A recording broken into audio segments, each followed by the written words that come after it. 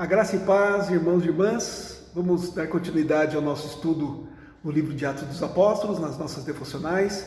Hoje vamos fazer a leitura e estudar um pouquinho sobre Atos capítulo 2, os versos 37 a 41, que dizem assim: ouvindo eles estas coisas, compungiu-se-lhes o coração e perguntaram a Pedro e aos demais apóstolos: que faremos, irmãos? Respondeu-lhes Pedro: arrependei-vos e cada um de vós seja batizado em nome de Jesus Cristo, para a remissão dos vossos pecados, e recebereis o dom do Espírito Santo, pois para vós outros é a promessa, para vossos filhos e para todos os que ainda estão longe, isto é, para quantos o Senhor vosso Deus chamar. Com muitas outras palavras deu testemunho e exortava-os, dizendo: salvai-vos desta geração perversa. Então, os que lhe aceitaram a palavra foram batizados, havendo um acréscimo naquele dia de quase 3.000 pessoas. O apóstolo Pedro, então, ele continua o seu sermão e Lucas, então, descreve os resultados do sermão de Pedro. Nós podemos ver aqui que os ouvintes tiveram com o coração compungido após a pregação da palavra de Pedro, após o que Pedro contou, falou, revelou para eles, e especialmente o que está descrito nos versos 23 e 36 do capítulo 2. Olha lá o verso 23. Sendo este entregue pelo determinado desígnio e presciência de Deus, vós o matastes, crucificando-o por mãos de iníquos. E o verso 36, esteja absolutamente certa, pois toda a casa de Israel, de que a este Jesus, que vós crucificastes, Deus o fez Senhor e Cristo. Pedro aqui, ele está nesse sermão falando a respeito da obra de Cristo. Quem foi Cristo? O que ele fez? Lembrando que ele era o Cristo, o ungido de Deus, o escolhido, o enviado do Senhor para a salvação, para remir os seus e o seu povo a Israel. Mas o que foi que o povo fez? O povo de Israel entregou a Jesus Cristo para ser morto, para ser crucificado. E aí Pedro então diz essas duas coisas: vocês entregaram ele para ser morto por mão de iníquos, por mãos dos romanos, mas no versículo 36 ele diz: foram vocês que crucificaram, vocês mandaram, vocês foram os mandantes, então o pecado, o crime é de vocês também. Então, aí chegando no versículo 37, eles ficam consternados, eles ficam pesarosos com essa notícia, eles reconhecem o pecado deles, eles reconhecem, eles entendem, eles compreendem o que foi que eles fizeram com o Cristo, com o ungido, com o Filho de Deus. Ficaram então transtornados com o pecado cometido. Aí no versículo 38, então, eles fazem essa pergunta: o que eles devem fazer, então, depois disso? E aí Pedro responde para eles: arrependam-se, e cada um de vós seja batizado em nome do Senhor Jesus Cristo. Aí os seus pecados, então, serão removidos, vocês serão perdoados, e vocês receberão o dom do Espírito Santo. A resposta que Pedro deu é o chamado, então, a eles para o arrependimento. E isso nós sabemos, queridos, é obra do Espírito Santo de Deus. O voltar-se para Deus, o reconhecer quem é Cristo, o reconhecer o seu pecado, o converter-se, o ter fé, é obra do Espírito Santo de Deus.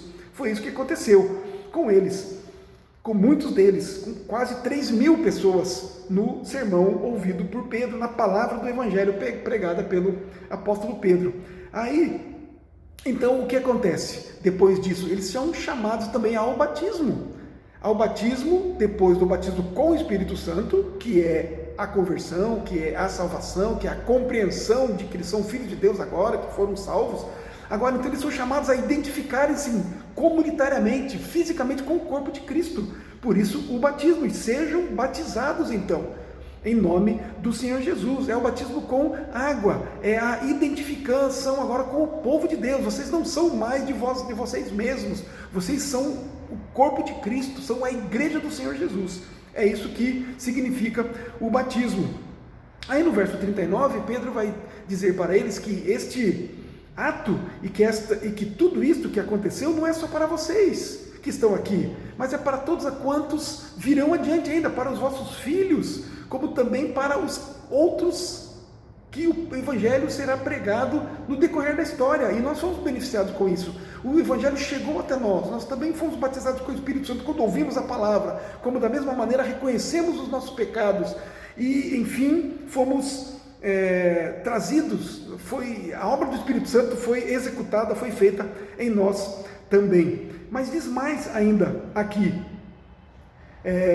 ainda no versículo 38, o batismo ele nos chama a uma vida santa. A confirmação no versículo 40, com muitas outras palavras, Deus testemunho e exortava-os, dizendo: salvai-vos desta geração perversa. É uma chamada à santificação, a uma vida santa, a de fato largarmos o pecado de qualquer forma, de qualquer ação, de qualquer tipo, de qualquer maneira, e nos voltarmos para Deus, a uma vida santa, uma vida ética, uma vida que busca cumprir os mandamentos de Deus, fazer a vontade de Deus, isso com amor, com alegria, com disposição no coração.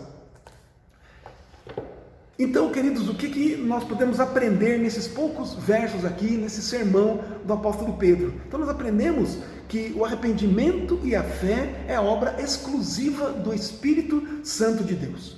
E o Espírito Santo de Deus faz essa obra, converte os corações pela pregação da palavra.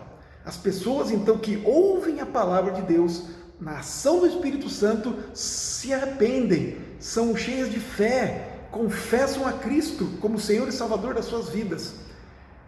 Os convertidos também, eles precisam ser inseridos na igreja, o corpo de Cristo, por isso o batismo com água, eles se submetem a isso, eles desejam isso, agora identificarem-se como pertencentes a Cristo, como povo de Deus.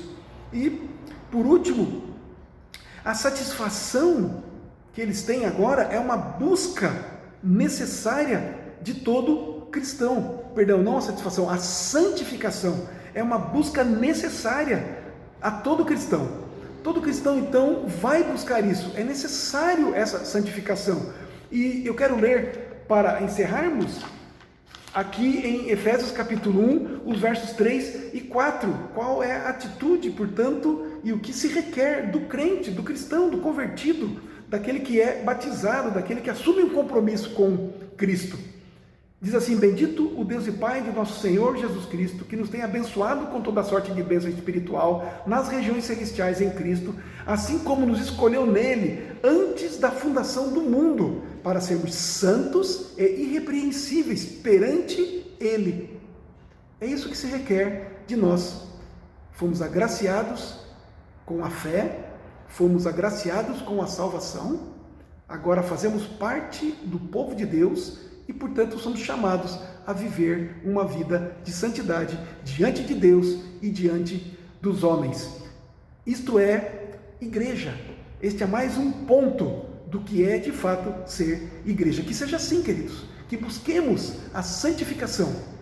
Depois de termos reconhecido quem somos, o que Deus fez em nós e por nós, a sua obra maravilhosa nas nossas vidas, busquemos viver em santificação, dia após dia, para a glória do nosso Deus. Em nome de Jesus. Amém.